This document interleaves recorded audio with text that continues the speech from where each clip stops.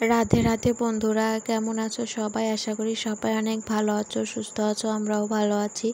আজ হলো বৃহস্পতিবার আর এখন সকাল প্রায় 6:30টার মতো বাজে। তো এখন থেকে তোমাদেরকে সাথে নিয়ে ব্লগটা শুরু করছি। আশা করি আজকের ব্লগটা তোমাদের ভালো লাগবে। যদি ভালো লাগে তাহলে প্রথম থেকে শেষ পর্যন্ত দেখার অনুরোধ রইল। তো আজকে জানো তো, সকালে ঘুম থেকে উঠে বাসি উঠোনটা ঝাড় দিয়ে ফুল তুলতে চলে আসছি। আজও সকালে উঠতে দেরি হয়ে গেছে আমার। আমি ঠিক পাইনি যে সকাল হয়ে গেছে। আজও মা ডেকে দিছে, তো বলতেছে আজ বৃহস্পতিবার, তো বৈশাখ মাসের শেষ দিন আর দিনটা অনেকটাই ভালো। তো আজ সকালেই মা লক্ষ্মীর আর কি পূজাটা দিব, বৃহস্পতিবারে মা লক্ষ্মীর পূজা। আর বৃহস্পতিবারের দিনটাই পড়ছে, মাস চলে যাচ্ছে আর কি, বৈশাখ মাস। তো এই জন্য মা বললো যে তাহলে স্নান করে পূজা দিয়ে রান্না করব। আর বাবাও বাড়িতে থাকবে, তো এই জন্য আমাকে বললো পূজার ফুল তুলে দিতে। তো আমি ঘুম থেকে উঠে আগে বাসি কাপড়টা ছেড়ে নিয়েছি। বাসি কাপড়টা ছেড়ে উঠানটাও ঝাড় দিয়ে দিলাম। বাসি উঠানে কোনো কাজকর্মই তো করতে ভালো লাগে না, তো এই জন্য প্রথমে আগে বাসি উঠানটা ঝাড় দিয়ে দিলাম। তারপরে ফুল তুলতে আসছি। তো আর ফুল তুলতে বেশি পাইনি। আর বৃহস্পতিবারে জানো তো, অনেক সকালে সবাই আর কি ফুলটা তুলে নেয়। আমি খুব একটা বেশি ফুল পাইনি। হলুদ জবা একটা পেয়েছি আর লাল জবা কয়েকটা পেয়েছি, বেশি ফুল পাই না। সাদা ফুলও অল্প কিছু পেয়েছি। তারপর বেলপাতা তুলেছি, কাকিমাদের বাড়ি থেকে একটা হলুদ জবা পেয়েছি। আর জবা বেলপাতাও তুলে নিয়েছি। তারপর এখন এই যে দূর্বা তুলতে আসছি। তো এই যে রাস্তার এদিকে আসছি দূর্বা তুলতে। আর যেহেতু বৃহস্পতিবারে তো এগুলো লাগবেই। তো তারপরে পূজার থালা বাসনগুলো ধুয়ে নেব আর কি। তো মাই পূজা করবে, বৃহস্পতিবারের পূজা না খেয়ে করবে। তো আমি সমস্ত কিছু গুছিয়ে দিচ্ছি। তোমরা তো প্রতিদিন দেখো যে উঠোন ঝাড় দিয়ে তারপর রান্নাঘরের কাজকর্ম কমপ্লিট করে, রান্নাঘরের কাজ বলতে ঝাড় দেওয়া, মোছা, এই কাজগুলো এটা তো রাতে করে রাখি না, তো এই জন্য আর কি দিনে সকালবেলায় করতে হয়। তো তারপরে আর কি বাসন মাজা থাকে, জামা কাপড় ধোয়া, তারপরে আর কি পূজার কাজগুলো করি। তো আজও পূজার কাজই আগে করে দিলাম, যেহেতু মা আগে পূজা দেবে তারপরে রান্না করবে। তো এই জন্য আমি আগে করে তারপরে আর কি আমার যে কাজগুলো ছিল আর কি সেগুলোই করে নিয়েছিলাম। তো এখন তুলসী আসনটা মুছে নিচ্ছি। আর এই যে বেলার দিকে রোদ্দুর উঠলে এই তুলসী আসনের এখানটায় এতটা পরিমাণ রোদ্দুর লাগে, একটু বেলা উঠলে আর কি এখানে কাজ করা যায় না। তুলসী আসন মোছা ধোয়া এই কাজগুলো আর কি করা যায় না। তো আজকে জানো তো, অনেকদিন পরে সকালে এই কাজগুলো করতে পেরে ভীষণ ভালো লাগছিল। রোদের মধ্যে করতে অনেক কষ্ট হয়ে যায়। তো পূজার কাজকর্ম সমস্তটা কমপ্লিট হয়ে গেছে। এখন এই যে বাসনগুলো মেজে নিয়েছে, এখন আর কি বাসনগুলো ধুয়ে নিচ্ছি। তো প্রচুর বাসন বেরিয়েছে, আর আমাদের প্রতিদিনই জানো তো এরকম বাসন বেরোয়। তোমরা তো দেখতেই পাও সকালবেলা কত কত বাসন পড়ে। কারণ কি বলো তো, আগের দিনের রাতের রান্নার বাসন, খাওয়া দাওয়া, আর দুপুরেরও কিছু বাসন থেকে যায়, যেগুলোতে আর কি তরকারি রাখা হয়। ওই বাসনগুলো আর ধোয়া হয়ে ওঠে না, খুব কমই আর কি ধোয়া হয়। তো সেই বাসনগুলো থেকে যায়, এই জন্যই মাছ জমা হতে হতে অনেকগুলো বাসনই হয়ে যায়। তো আমার বাসন মাজতে খুব একটা কষ্ট হয় না, কোনো কাজ করতে আমার কষ্ট হয় না। সংসারের সমস্ত কাজকর্ম করতে আমার খুব ভালো লাগে। সংসারের সমস্ত কাজ নিজের হাতে সাজিয়ে গুছিয়ে করতে ভীষণ ভীষণ ভালো লাগে। একটা সাজানো গোছানো সংসার কিন্তু প্রত্যেকটা মেয়েরই স্বপ্ন থাকে, যে সব মেয়েরাই চায় সুন্দর একটা সাজানো গোছানো সংসারের।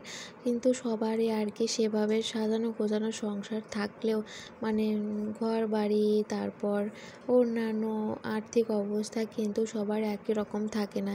কিন্তু স্বপ্নটা কিন্তু সবার একই থাকে। আর এই স্বপ্নর মধ্য দিয়েই কিন্তু যার যেমন অবস্থা, ঠিক সে তেমন করেই তার স্বপ্নগুলো পূরণ করে। সবাই তো আর সংসারের কাজকর্ম সেভাবে করতে পারে না। যার যেরকম সামর্থ্য সে সেরকম করে সংসারটা সাজিয়ে গুছিয়ে নিয়ে আর কি সে সংসার করে। তো আমারও জানো তো অনেক স্বপ্ন আছে সুন্দর একটা সংসারের, জানি না আমার সেই সুন্দর সংসারের স্বপ্ন কবে পূরণ হবে। তোমরা যদি পাশে থাকো তাহলে বন্ধুরা সেই স্বপ্ন একদিন ঠিকই আমি পূরণ করতে পারবো। তোমরা আমার পাশে থাকবে তো? প্লিজ কমেন্ট করে জানিও।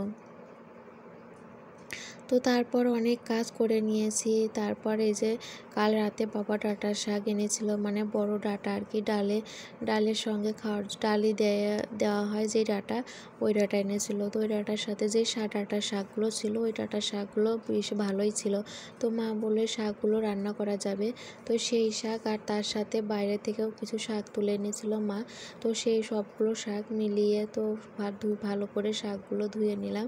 তো ওই শাকটা আর কি রান্না করবে। আর এই মানে বাইরে যে খোটা শাকগুলো, এগুলো খেতে কিন্তু ভীষণ ভালো লাগে। তারপরে শাক ধুয়ে টেবিলটা মুছে নিলাম। সকালের টেবিলটা মুছে নিতে পারিনি, মানে বাসন মাজার পরে আর কি। তো মামামকে খাইয়ে দিলাম। মামামের জন্য সুজি রান্না করেছিলাম, তো মামামকে সুজি খাইয়ে দিলাম, দিয়ে অনেকটাই দেরি হয়ে গেছে। আর জানো তো মামামকে খাওয়াতে অনেক টাইম লেগে যায়। তোমরা অবশ্যই বুঝতেই পারো, যাদের বাচ্চা আছে তাদের ফোন দেখে যদি খায় তাহলে কতটা সময় লাগতে পারে বাচ্চাকে খাওয়াতে। তো মামামকে খাওয়ানো দাওয়ানো করে টেবিলটা মুছে নিলাম। তারপরে যে একটা শাড়ি, তো নতুন শাড়ি আর কি, ওটাও মেলে দিলাম। ওই শাড়িটা পরে আর কি বিয়েবাড়ি গিয়েছিলাম। তো সেদিন আর গোছানো হয়নি, আর রোদেও দেওয়া হয়নি। তো আজ একটু হালকা মিষ্টি রোদে শুকিয়ে মানে মেলে দিয়েছিলাম। তারপরে যে ধুলোবালি লাগে সেগুলো ঝরে গেলে আর কি ভাঁজ করে জায়গা মতো রেখে দেব। তো কালকে তো মামামের জামা কাপড়গুলো আর কি ধুয়ে দিয়েছিলাম। তো কাপড়টা প্রথমে ভেবেছিলাম ধুয়ে দেবো, কিন্তু পরে আর ধোয়া হয়নি। ওইভাবে রোদে দিয়ে তারপর আর কি ফ্যানের বাতাসে বিছানার ওপর মেলে দিয়ে মানে ভেজা একটা গামছা দিয়ে আর কি ভালো করে নিচটা মুছে নিয়েছি। নিচের দিকটা অনেকটাই ধুলো ধুলো হয়ে গিয়েছিল। তো এই জন্য ভেবেছিলাম ধুয়ে দেবো, তো আর ধোয়া হয়নি। তো ভালো করে মুছে নিলাম। তো মুছে নিয়ে ফ্যানের তলায় রেখে দিয়েছি, যাতে একটু ফ্যানের বাতাসে এই যে ভেজা ভাবটা থাকে, যদি থাকে তাহলে আর কি শুকিয়ে যাবে। তো তারপর এখন এই যে কালকে যে জামা কাপড়গুলো ধুয়ে দিয়েছিলাম, কাল তো আর ভাঁজ করা হয়নি। তো আর সমস্ত জামা কাপড় নিয়ে বসে পড়েছি ভাঁজ করতে। এইদিকে আমার মাম্মাম সোনাও আমার কাছে বসে আছে। আর মাম্মাম জানো তো হাতে মেহেদি পড়েছে। মেহেদি পড়তে এতটা ভালোবাসে কি বলবো, ভীষণ ভালোবাসে। প্রতিদিনই বলবে মা মেহেদি পরিয়ে দাও, মেহেদি পরিয়ে দাও।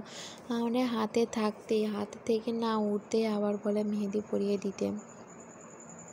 তো কী আর করবো বলো, আমি যেহেতু কাজ করছি, তো মাম্মাম সোনা যাতে একটু স্থিরভাবে শুয়ে মানে বসে থাকে, তো সেই জন্য যাতে আমি ঠিকঠাক কাজগুলো করতে পারি, তো এই জন্য ওর আবদারগুলো আমার শুনতে হয়। তো ছোট বাচ্চা, ও তো বোঝেও না যে কোনটা কি, তো এই জন্য আমাকে সমস্তটা বুঝিয়ে শুনে করতে হয়। তো জামা কাপড়গুলো প্রায় আমার ভাঁজ করা শেষের দিকে। তারপর এদিকে মামামের দিদিও আসছে মামামের সাথে খেলার জন্য। তো এখনও আর কি সকালে খাওয়া দাওয়াটা করিনি। তো মামামকে তো সকালে সুজি রান্না করে খাইয়েছিলাম, তো ভাত খাওয়া দাওয়া হয়নি এখনও। তো ঘরের কাজগুলো কমপ্লিট করে তারপর আর কি খাবো। তো জামা কাপড়গুলো ভাঁজ করে জায়গা মতো গুছিয়ে রেখে দিলাম। তো যেখানে আর কি মামামের জামা কাপড়, আমার তারপরে ব্লাউজ থাকে, তো সেগুলো জায়গা মতো গুছিয়ে রাখলাম। তো তারপর এদিকে ঘরগুলো গুছিয়ে নিয়েছি, ঘর তো আগেই গুছিয়ে নিয়েছি, তারপর জামা কাপড়গুলো ভাঁজ করে রাখলাম। তো এখন এই যে ঘরটা ঝাড় দিয়ে ঘরটা মুছবো। আর যেহেতু বৃহস্পতিবার ঘরটা মুছতেই হবে, কাল ঘরটা মোছা হয়নি, তো এই জন্য বৃহস্পতিবারে প্রত্যেকটা ঘর বাড়ি সুন্দর করে পরিষ্কার পরিচ্ছন্ন করে তারপরে আর কি ঘর ঝাড় দিয়ে মুছে নিই। তো ঝাড় দেওয়া হয়ে গেছে, এখন এই যে ঘরটা মুছে নিচ্ছি ভালো করে, সবগুলো ঘরই মুছে নেব।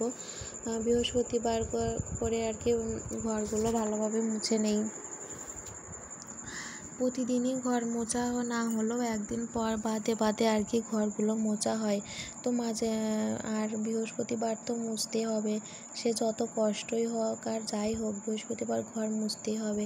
বৃহস্পতিবার মা লক্ষ্মীর দিন, আর মা লক্ষ্মী সবসময় পরিষ্কার পরিচ্ছন্নই পছন্দ করে, যাতে ঘর বাড়ি সবসময় পরিষ্কার পরিচ্ছন্ন টিপটপ গোছানো থাকে, এটাই কিন্তু মা লক্ষ্মী পছন্দ করে। আর এগুলো করলে অবশ্যই মা লক্ষ্মীর কৃপা পাওয়া যাবে। সংসারে সুখ সমৃদ্ধি সমস্তটাই নির্ভর করে ঘর বাড়ি সবসময় পরিষ্কার পরিচ্ছন্ন থাকার উপর। তুমি দেখবে নোংরা হয়ে ঘর বাড়ি যদি নোংরা হয়ে থাকে তাহলে নিজের কাছেও ভালো লাগবে না, আর একজন লোকজন আসলেও কিন্তু ভালো লাগবে না। তো এই জন্য আর কি সবসময় চেষ্টা করি সব কিছু সুন্দর করে সাজিয়ে গুছিয়ে রাখার। আর আমারও একদমই এলোমেলো ঘর বাড়ি মানে একটুও পছন্দ না, সব সময় গোছানো টিপটপ থাকবে এমনটাই পছন্দ। তো তারপরে তো তোমরা দেখেইছো বিয়ে বাড়ি গিয়েছিলাম, তো এখান থেকে আসার সময় আর কি আমাকে এই শাড়িটা গিফট করেছে। তো কেমন হয়েছে অবশ্যই কমেন্টে জানিও। আমার তো ভীষণ ভালো লাগছে, তোমরাও জানিও কেমন হয়েছে। তো বন্ধুরা আজকের ভিডিওটা এখানেই শেষ করছি, দেখা হবে নতুন একটা ভিডিওর সাথে। এ পর্যন্ত তোমরা সবাই ভালো থেকো, টাটা সবাইকে।